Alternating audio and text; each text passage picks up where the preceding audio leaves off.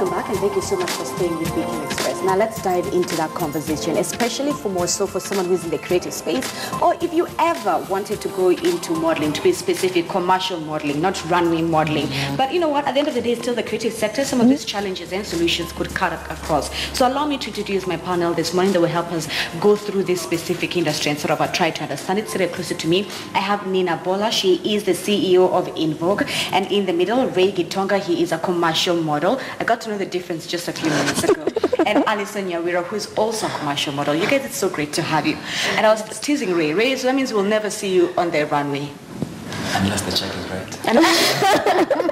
Let's just give it that. Because basically, no, that's not my niche. That's not your niche. Yes. Okay, let's begin with this. What are sort of the challenges that perhaps you and Nyawira, Alison rather, and I will begin with you, that you have faced as a commercial model? Let's say things like lack of opportunity, one.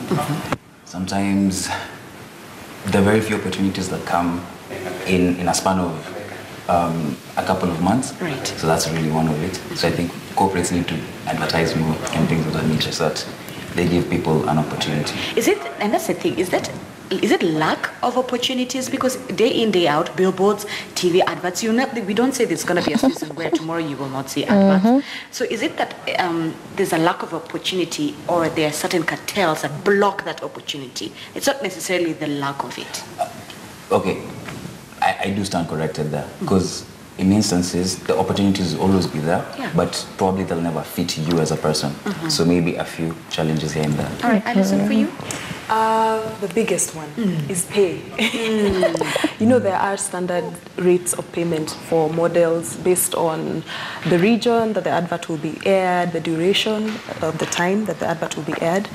But, you know, as you said, there are cartels that, you know, they just cut the money down, and either you take it or leave it. There's always someone available to take the job, whether you're chosen or not. So that's also one big issue. Yes. Now, why do corporates behave like this? What Alison has just well put it, where and maybe a lot of models may even enter in the industry without knowing that whatever amount I'm paid for, if my advert shows here in Nairobi compared to when it's showing in Cape Town, that sort of length duration affects the payment, from what I've understood from Alison's definition. Why are corporates behaving like this in the creative space where a lot of young people are in? Okay.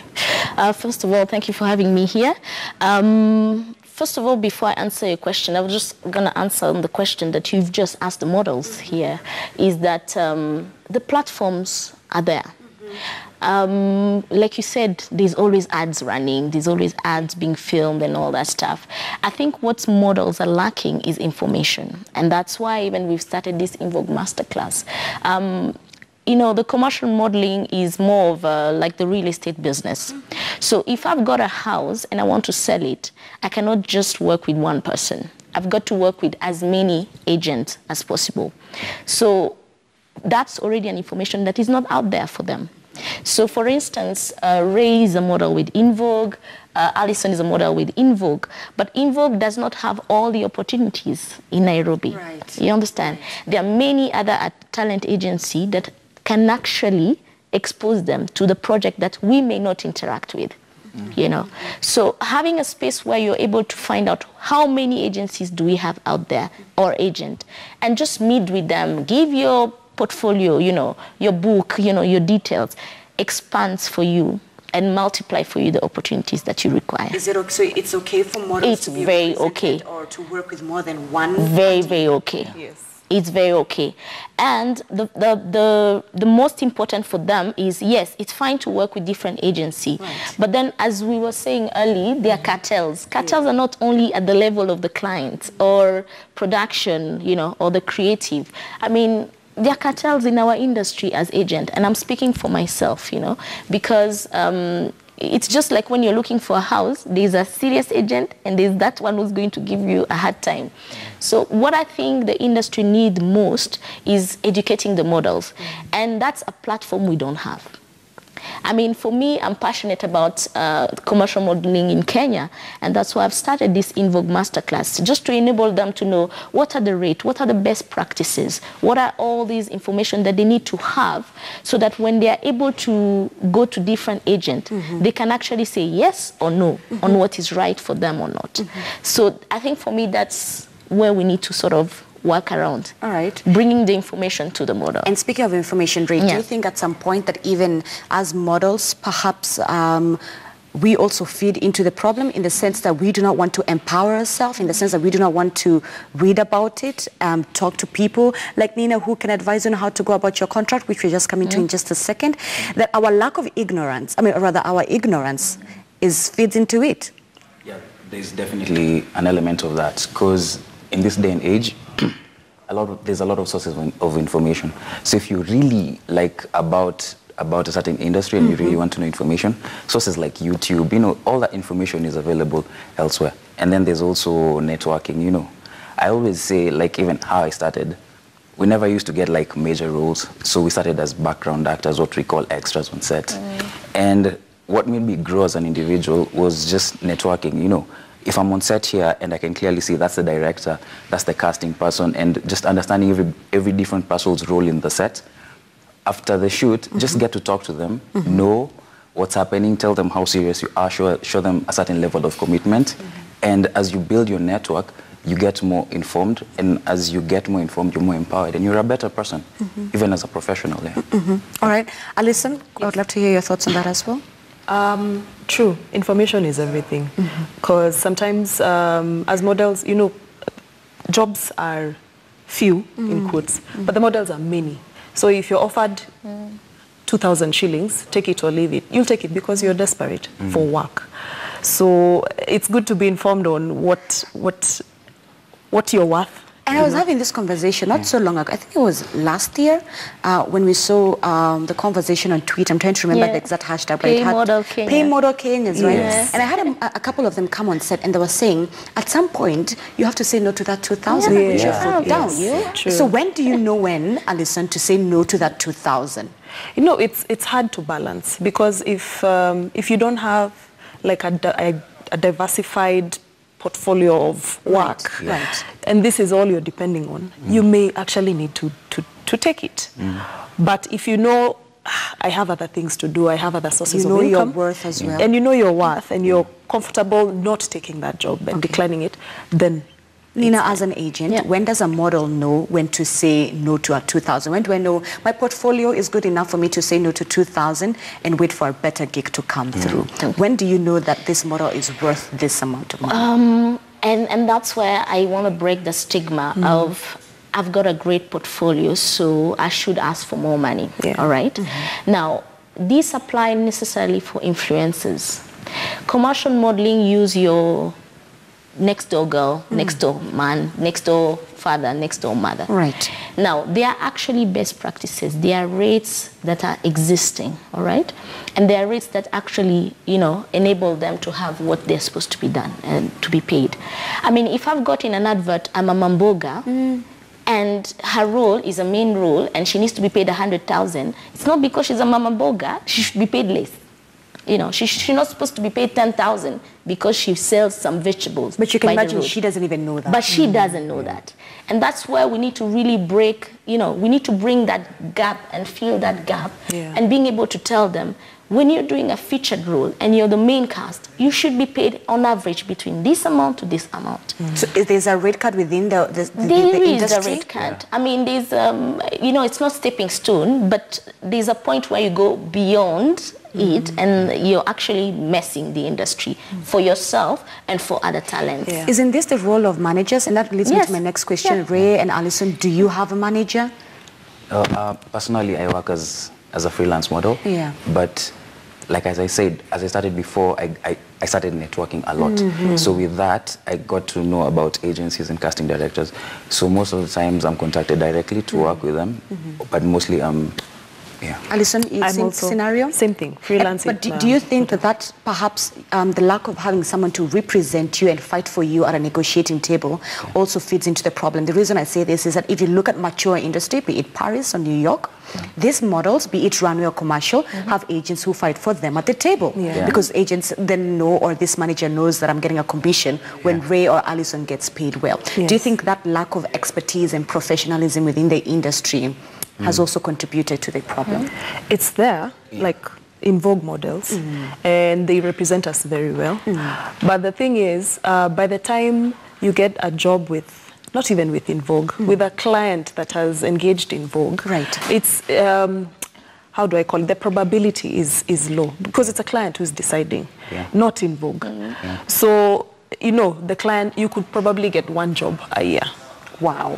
You know, because it's you know, it's very random. So Nina, you have to cast your net wider with the established agencies and even the briefcase agencies, so that you make sure you have jobs. What are briefcase agencies? Like, let me tell you something.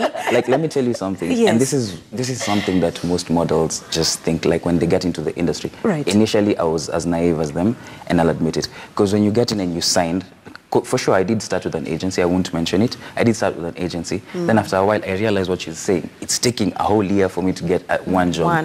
So I realized the most important thing is actually for you to network. And this I really insist. And once you know these people, you can actually work by yourself. You don't even need an agency.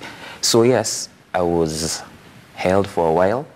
But after I got to know how the industry works, I realized, okay, I can actually do this alone. Got into a point where we're actually working with talent and we're actually managing talent. It's, you know, you Those grow. are the briefcase. Managing talent. Yeah, it gets to a point where you can actually manage talent, you know. Yeah, you go from being talent, being nurtured, then to a point where you can... Now you help others. Now you understand how it works. And here's the thing, Nina, and sorry, Ray and Alison, did you guys study this in school professionally? And that leads me to my next question. Okay. So it's a yes or no. Okay, for me, I did not study this. All right, Alison? I'm also an actor, and I've done a bit of training on acting. On theatre, yes. Yes, theatre activism. Now, my reason why I say that is because as much as perhaps we have law and doctors and journalism and all this, and this is an industry that is growing. And it's not only here in Kenya, but on the African continent, not compared perhaps to the days of our parents. So the reason why I asked that question is that is there a need, especially Nina being an agent, is there a need for academies, for institutions to put up these creative sectors in an expand creative industry, not just saying music or acting, theatre, but saying there's commercial modeling and etc. Perhaps in other sectors that are not coming to my mind. There's that need for that academic strength. Absolutely, absolutely. And for me, I got in the industry with my company 5 years ago. And it didn't take me a year to actually see we need this. And I've been working through all these 4 years to prepare actually for a platform to actually give the models the information that they need. Reason being is that we've got models who are proactive, who would call you. Because, I mean, as an agency, we've told you guys, even if we did not get you the job, call and say, Nina, I've got this project with this client, I'm being paid this is the kind of contract I'm signing. And we can tell you this is a ripoff or this is not, and why. So what do I need to look for in a contract? I think there are different things you need to look at the contract. First of all, the agent calls you and say, okay, you're coming for this project, for this brand, and you're going to sign a this year contract, and you'll be paid this amount of money. Now, a lot of models will not ask, where is it going to run? You know, for instance, all right? This advert, is it for Kenya only? Or is it for East Africa? You know? Or is it for global? You have no idea. Dubai? You know? You know? Another thing they don't ask, which media? You know, when you're told, come and shoot at TVC, you may sign for TV and print. And then the next day, why am I seeing myself on a billboard on Mombasa Road? You know what I'm saying? And even when it's print, are you asking if it's packaging? You know, beauty product. You go to the supermarket and then you see all their product with your face on it. You know? So there are many, many variables. And that's why I'm even against what they're saying, that they don't need a manager. A model needs a manager. Reo Meskia. Have a manager first. A model needs a manager. Now, we don't have a platform where we can say, okay, for my consultation by them Tanza kulipa. So, you know, we don't have yet a platform where we can bill them for such, because even the space is not yet fluid. But it's meant to grow to that, where you will identify the right managers and they're going to walk with you that journey. I work with some models and I cannot lie to you. They get the best gig out here. They get, they get to defend themselves, ask the right questions, and they're okay. And that's okay. So how many years am I signing? I tell ladies and gents, when you're signing and you don't look and you're signing for packaging, for instance, if I'm signing for print and I'm being paid, I should be paid something like 80,000 for one country buyout. That same packaging, for that one country buyout, I should be paid 250,000, 300,000. You can see the gap. I think I'm in the wrong industry. What? You can see the gap. And because, if I'm doing packaging for Safaricom, my face is on their SIM cards. Right. How many SIM cards do they sell in a day? Let's just close shop and rethink about our entire career. So you may be told, come and sign for print, but you need to understand what kind of print. So what I'm understanding here, Nina, is that one, as a model, ask the questions, and you've already highlighted some of those questions. I won't repeat them again. Nevertheless, and they got to really well bring out the challenges they face as models. What challenges do you face in the industry as the agent now? Yeah, great. I love that. As the agent, I face a lot of challenges whereby I do argue with clients about rates, the right rates to pay the models, and they refuse to give us work because, of course, there's some other agent and some other... We'll do it for cheaper. We'll do it for cheaper with the same model. So, for instance, I've received a brief, and I tell client, I'm sorry, for this packaging, we can't do it for less than 300,000 because I believe that's what they need to be paid, whether you're Mama Mboga or you're the child in Mutaiga, all right? And then the client say, no, you can't do it for 100,000. I say, no, I can't do it. So the job is taken away from me, all right? And they needed Ray, who's my model. But at the same time, Ray is a model with a 15 agent and briefcase agent. And because Ray needs to make ends meet. I know. And because Ray does not even have the information, he thinks he has the information, but he doesn't have the information. The next door agent can actually convince him to do it for the 100,000. But if you talked to Ray nicely and tell him, by the way, let's be honest, this client is well able to pay 300. They just don't want to pay 300. Say no to your other 15 agents. No, but how will I know it's Ray who's going to be selected? Oh, you do not know until now you see the billboard. Exactly. I'll get to know later when it's already done. Now, the problem is the other agent will call him and say, Ray, hey, there's that print job for 100,000. Ray is thinking, okay, one day shoot, 100,000, Kenya, it's fine. He doesn't think packaging, it should be paid 3-4 times. So what I'm also getting, transparency is a problem within the industry. Yes. So how do we begin to solve that situation where I can know who else represents Ray and Alison? I don't know. It's a world of sales. Imagine, there's nothing like transparency. What we need is information out there. That's all we need. Are there policies that govern the industry? It's here and there, here and there. To be honest. And people end up agreeing with certain norms, and then they become traditions, and it is what it is. But sometimes there's some clients who are really professional, and I love it, and I'll comment that. So they can actually pick you, and they're serious about you. I've seen this happening once, where there's a client who came, picked a certain lady as talent, but because she had an 8 to 5, she couldn't shoot that day. This client actually was willing to change the whole production schedule just to fit her and pay her what she's supposed to be paid. So it's an element of professionalism that should run from the production houses, from the agencies, from even the talent. The talent, again, comes with etiquette. You're supposed to be on set at this time, make sure you're there, know your lines, carry yourself as a professional, and I think with that we'll grow the industry. Okay, let me touch on a sensitive issue that perhaps I feel that also ails this industry, racism. Where I may decide to say, Alison, you're just not the kind of shade I need. I'm going to get someone lighter, Or perhaps I will still get Alison, but post-production, the editing, sister girl, you become white. Yeah, when the billboard comes out, you're like, oh, that's not me. Okay, as Alison said, bleaching. I just want to hear your thoughts on that as we come down, and I'll begin with Alison coming down to Nina. Your thoughts on that? I normally say, unfortunately, at the end of the day, it's what the client wants. That's my personal mantra. Okay. If they want the very dark Nubian kind of skin girl, that's what they want. That's who they want to represent the Which product. has just started becoming popular now. Yes. But if they want that rangia, thou chick, that's who they want. And it's not like, I'm not employed by them, you know, like a full-time employee. This is a one-time job.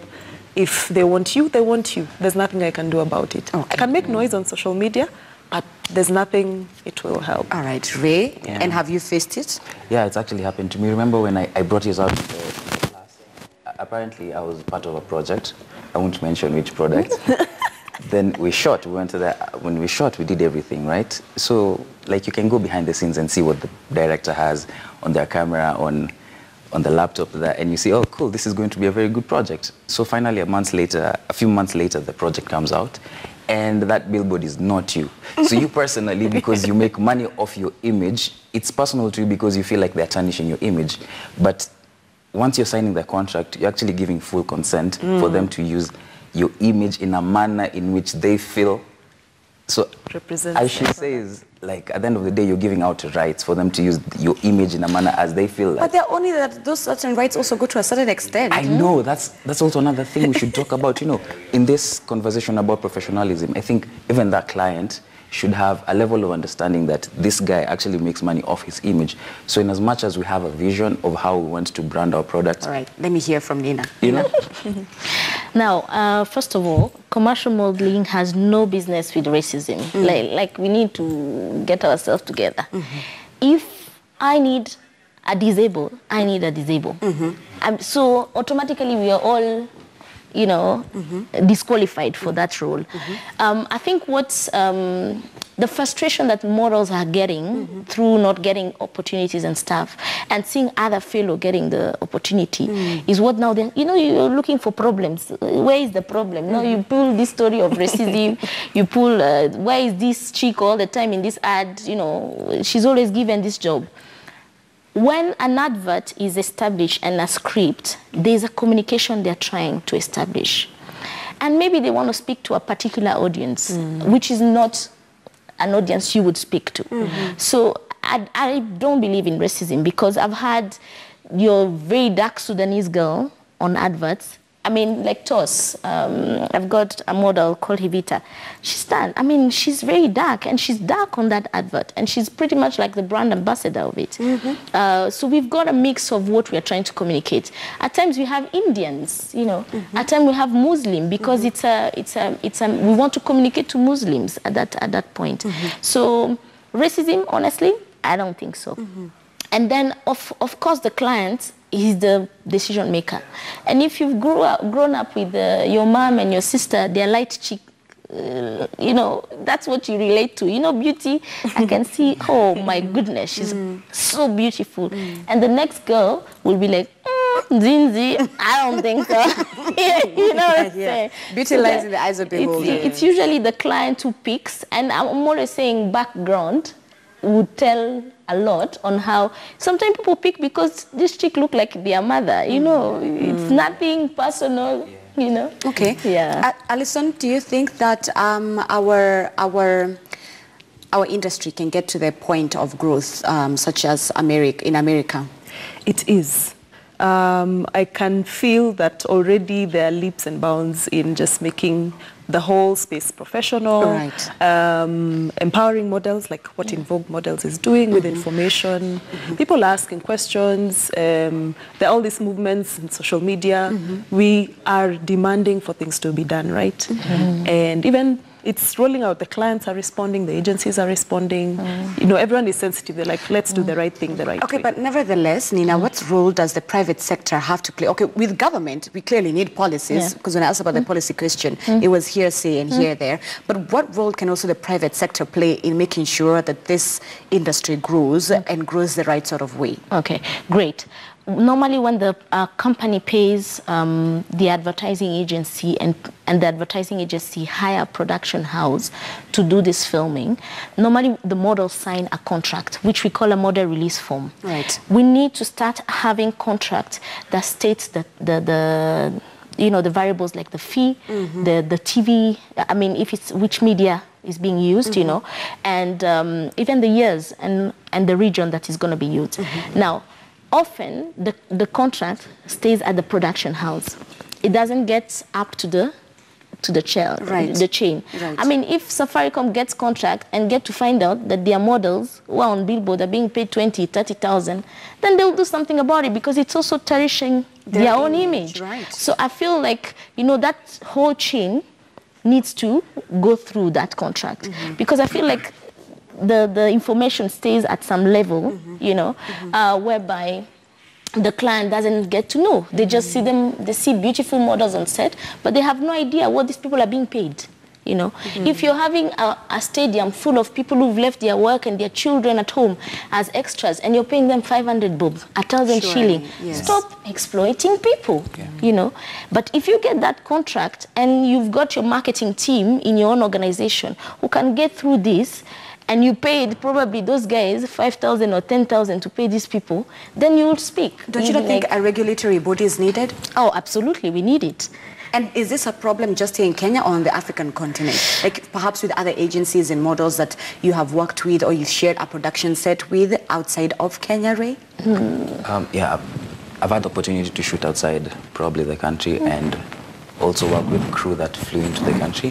The way they conduct themselves, they're very professional. Is very different. Like the example I was giving before about that lady who couldn't work because of her schedule, that was an international company. That was, you see, but if it was Kenya, they would have just replaced you. No offense, no offense. I have to say it the way it is. Yes. And then on top of that, I also think that the government should do away with the 5% withholding tax that we go through. Because, you know, we already are struggling industry. We're trying to grow. It being in film, also in commercial modeling, we're already struggling to grow. So why are you already taxing this industry that's already struggling? You know, give it time to grow, then later on you can tax. All right, Alison, perhaps your last comment? For example, there's a friend of mine who's done adverts with Nina in South Africa, and it's known. There's a standard rate. You know, South Africa, very good. There's a standard rate. No one can, you know, go around about it. So we need to get to that point. We also have the Kenya Actors Guild, which I'm also a part of. They also have a rate card which includes commercials. But, you know, it's a range within which you're able to negotiate with Well, them. Nina, I want you to have the last say. And you were saying South Africa is very good. And when she mentioned that they have a standard rate. They have a governing body and they take it seriously. And these are the things we're missing here. And that's what we don't have here. We don't have. I mean, one of the things why I'm engaging in the Invoke Masterclass is because I've said the models have to battle for themselves at this rate. So let me bring the information to them and let them do their own battle. All right. Thank you guys so much for coming on a Sunday morning and helping us understand this and analyze. I hope it has really helped other creative people outside there. So too. And more so people who want to enter into the industry so they do not do the briefcase that Ray was talking about. Okay. All right. So I had Nina Bola. She's the CEO of Invoke, as well as Ray Gitonga, a commercial model, and Alison Nyawira, who is also a commercial model, sharing their experience with us. Let's take that breather. When we come back, we'll dive into the other conversation that I promised you that is quite important, and hopefully we'll have our phone lines open so you can call in and ask questions. It's a matter of breast lumps. All right, so we'll be right back.